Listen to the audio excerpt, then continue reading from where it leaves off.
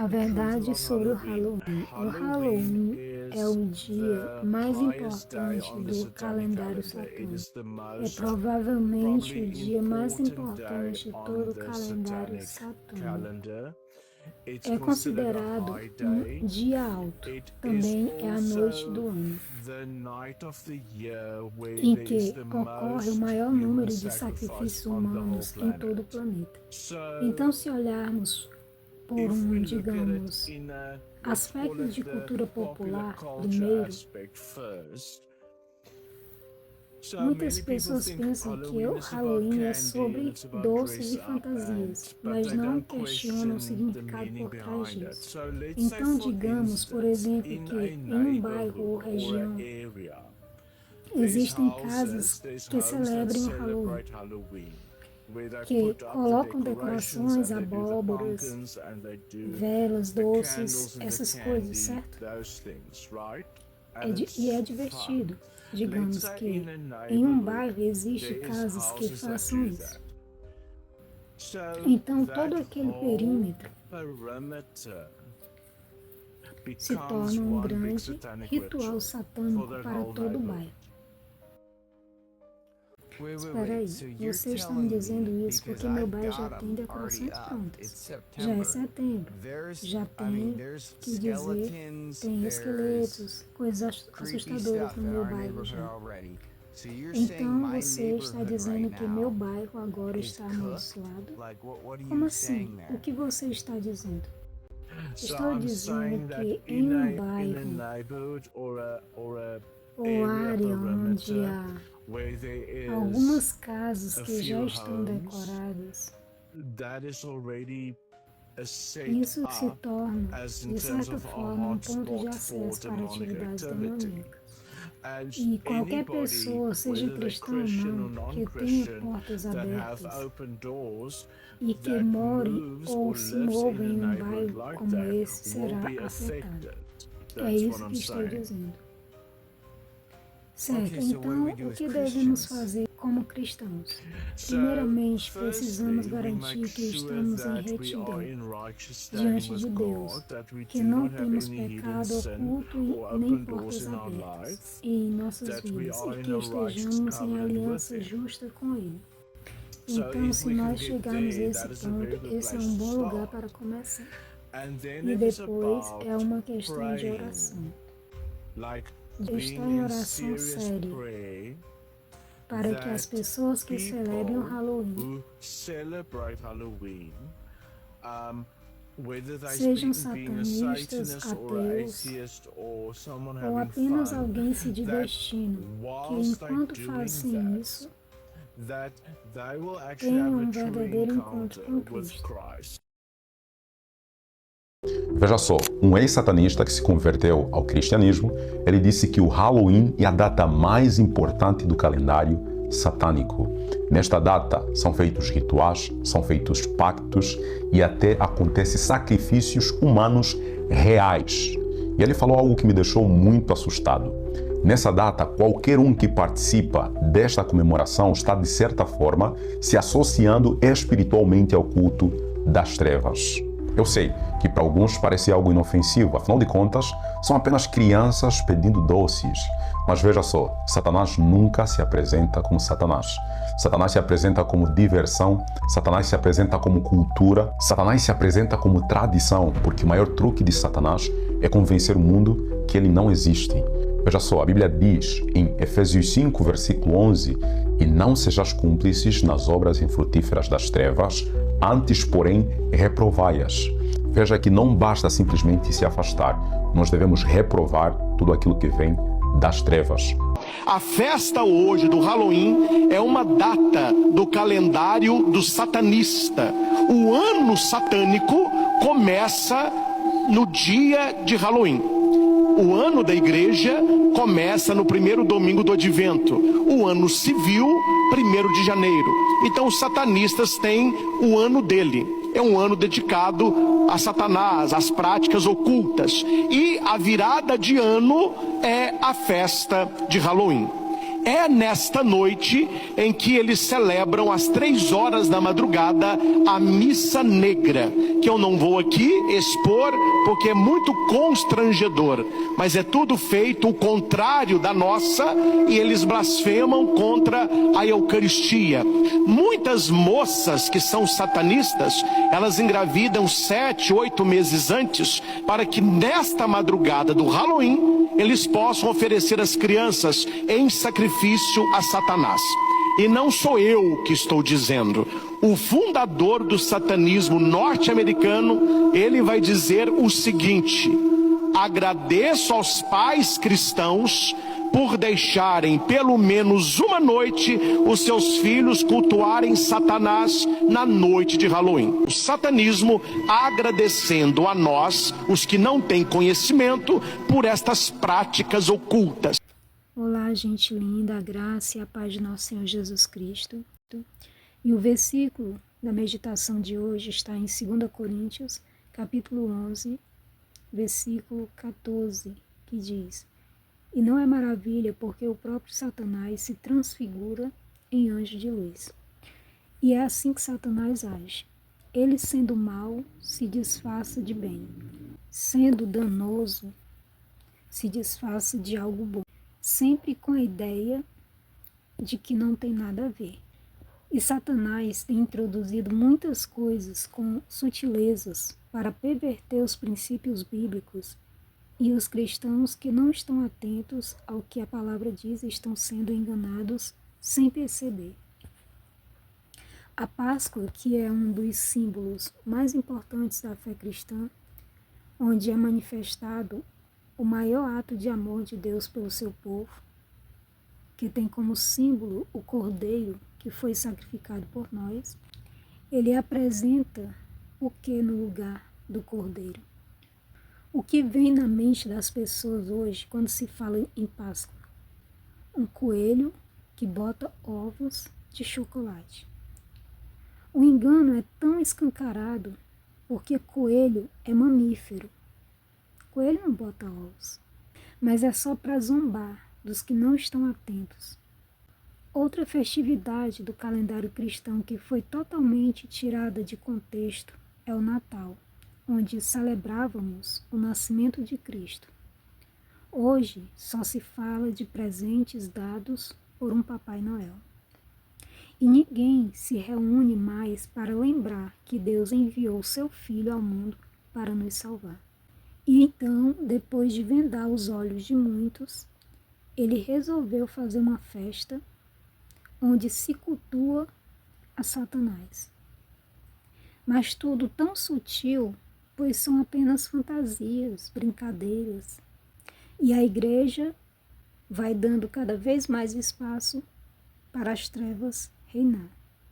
Mas é o Espírito Santo que nos dá discernimento para reconhecermos o mal transvestido de bem, quando guardamos a palavra de Deus no nosso coração. Essa palavra é um alerta para todo cristão. Você se considera um cristão? Se você disse sim a essa pergunta, então saiba que nós, cristãos, temos um chamado de Cristo, chamado para fora do mundo. O cristianismo é uma contracultura. Somos chamados para representar o reino de Deus aqui nessa terra, um reino de luz, que é contrário às trevas. O apóstolo Paulo nos adverte, no capítulo 6 de 2 Coríntios, a nós não nos associarmos com as obras das trevas. A ideia de que não pode haver ligação entre luz e trevas é uma afirmação baseada nesse capítulo, que reforça a importância de saber separar a fé da prática do mal. O princípio é que a luz de Deus, que é a verdade, anula a escuridão do pecado e do mal, que é a ausência de Deus e a ausência de luz, impedindo que ambas existam juntas no mesmo espaço ou coração. 2 Coríntios 6, 14 diz: não vos prendais a um jugo desigual com os infiéis, porque que sociedade tem a justiça com a injustiça? E que comunhão tem a luz com as trevas?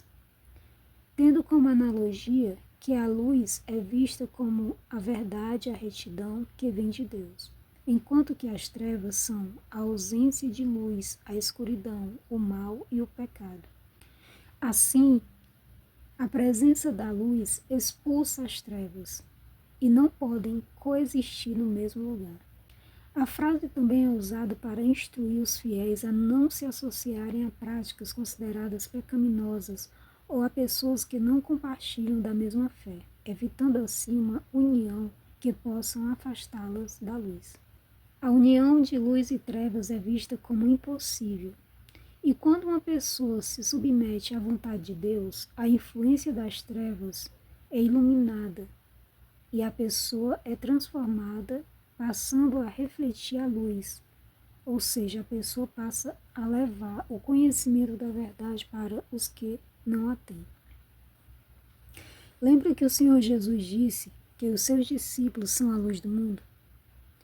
Quem crê na verdade, que é a palavra de Deus, é um representante de Deus e deve levar essa luz onde há trevas, no sentido de que devemos levar esclarecimento, revelação da palavra de Deus, onde não há conhecimento. As definições de luz e trevas são: luz, revelação, conhecimento e entendimento. Trevas, ausência de conhecimento, ignorância, falta de revelação. Então não podemos andar no meio das pessoas que não têm conhecimento da verdade, compactuando com a falta de conhecimento delas, como se nós não soubéssemos da verdade.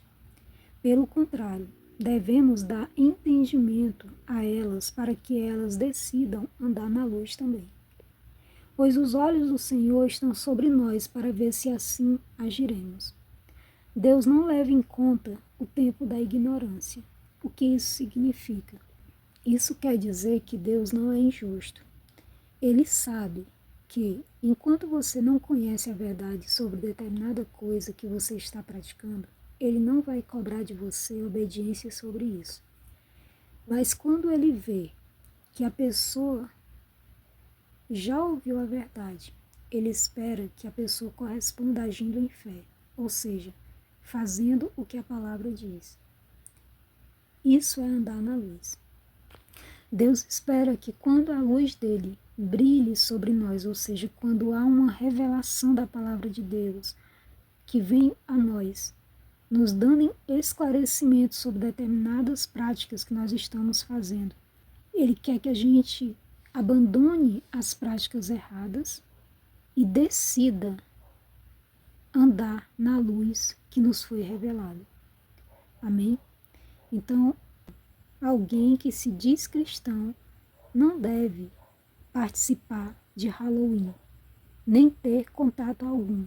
Como nós vimos nesse vídeo do início, né, ali era um ex-satanista falando, né, dando uma entrevista para aquele rapaz, e ele relatando que o Halloween é uma festa satânica, que muitas pessoas veem apenas como brincadeiras, né?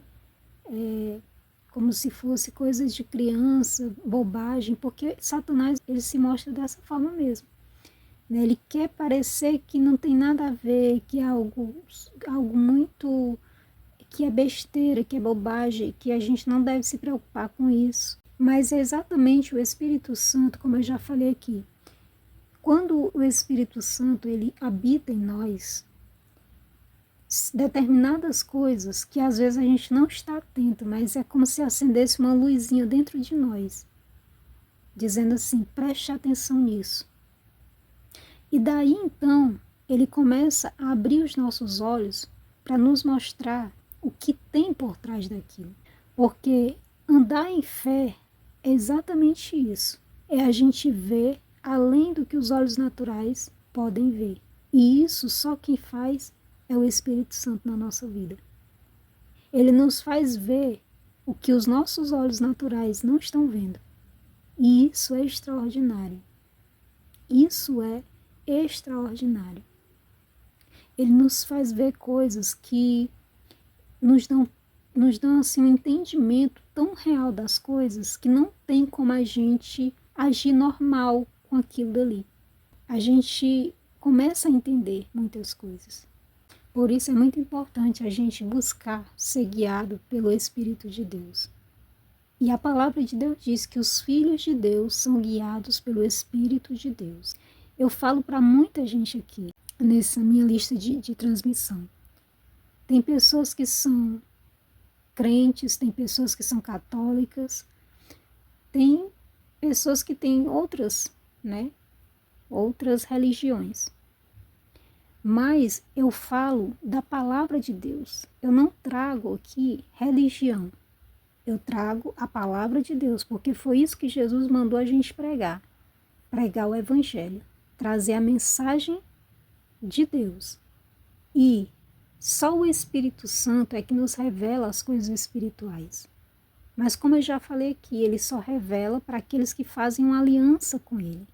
Trazendo assim, para a gente entender isso aqui melhor. Quando você segue alguém ali, no Facebook ou no YouTube, geralmente você segue até certo ponto. Mas algumas coisas que essas pessoas ali, donas de canais, donos de perfil do Facebook, algumas coisas que eles estão trazendo ali para os seus seguidores, passa a ser privada para membros do canal, membros do perfil, Então a pessoa precisa se tornar um membro, ou seja, fazer parte mesmo daquilo dali, colaborando de alguma forma, para poder receber benefícios. Então, do mesmo jeito, é com o Senhor. Ele permite que muitas pessoas tenham acesso à palavra dele, conheçam a palavra dele, mas tem muitas coisas que são privadas, apenas para os membros da família de Deus, apenas para aqueles que fizeram aliança com Deus, para aqueles que entregaram a sua vida para Cristo e estão vivendo, sendo guiados por Cristo, agora, sendo Cristo o Senhor delas. Porque em Romanos capítulo 10, versículos 9 e 10, diz que se nós confessarmos a Jesus como Senhor e em nosso coração crermos que Deus o ressuscitou dentre os mortos, então nós seremos salvos. A salvação, ela é para aqueles que têm Jesus como Senhor, não é como Salvador. O Salvador é para quem ele é Senhor. Por quê? Porque é necessário que ele mande na nossa vida. O Senhor é o dono, é aquele que manda e o servo obedece. Então, quando nós reconhecemos Jesus como Senhor da nossa vida, é quando nós começamos a obedecer os seus mandamentos. Quando nós começamos a fazer aquilo que ele nos manda fazer. Então, nós temos uma aliança com ele. Então, essa foi a palavra que veio ao meu coração para a gente compartilhar no dia de hoje. Eu espero que o Espírito Santo a cada dia abra mais o nosso entendimento, se revele para nós de uma maneira extraordinária, que o nosso coração esteja assim escancarado para Cristo, aberto mesmo assim, dizendo: Senhor, vem, entra na minha vida e muda a minha vida, seja o Senhor da minha vida, que eu possa, Senhor, fazer aquilo que o Senhor quer que eu faça. Em nome de Jesus. Pai amado, Pai querido, louvado e exaltado, Pai, seja o teu santo nome. Obrigada, meu Deus, porque o Senhor é fiel e justo, porque o Senhor é santo, porque o Senhor, meu Pai, quis se revelar a nós. Obrigado, Senhor, por ter nos olhado, Pai, com esse olhar de amor, de misericórdia, Senhor amado, e nos perdoado as nossas falhas, nossos erros, e ter nos chamado, Senhor amado, para o teu reino. Que privilégio, Pai, nós temos de poder pertencer ao teu reino, Senhor. E que a cada dia mais, Senhor, nós possamos ter entendimento da tua vontade. Que o teu Espírito Santo, Senhor, verdadeiramente nos guie a fazer e a tomar as decisões certas conforme os teus princípios, Pai. Que nós venhamos, Pai, ter os olhos abertos para entender e enxergar as artimanhas do inimigo. Para que nós não venhamos, Pai, ser enganados por ele. Em nome de Jesus, que a tua palavra, que é a verdade, Senhor amado, nos liberte de todo engano de Satanás. Em nome de Jesus. Eu peço que o Senhor fale, Pai, a cada coração, através dessa mensagem. Que o Senhor abra os olhos espirituais de cada um dos meus irmãos, Pai querido, e fale com cada um, em nome de Jesus. Eu te louvo e te agradeço. Amém. Que você tenha um dia abençoado. Beijo.